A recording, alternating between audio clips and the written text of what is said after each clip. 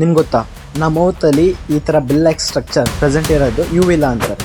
ಈ ಯುವಿಲಾ ಒಂದು Latin word ಅಂದರೆ ಸಿಂಗಲ್ ಗ್ರೇಪ್. ಈ ಯುವಿಲಾದ ಫಂಕ್ಷನ್ಸ್ ಏನು ಅಂತ ಗೊತ್ತಾ ನಿಮಗೆ?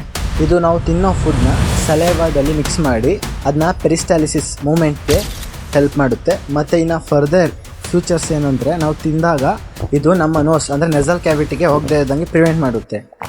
ಇದು ನೀವು ಅಬ್ಸರ್ವ್ ಮಾಡಿ, ನಾವು ತಿಂದಾಗ ಮತ್ತು ಕುಡಿಬೇಕಾದ್ರೆ ನಾವು ಉಸಿರಾಡ ತಗೊಳಕ್ಕಾಗಲ್ಲ, ಬಿಡೋಕ್ಕೂ ಆಗಲ್ಲ.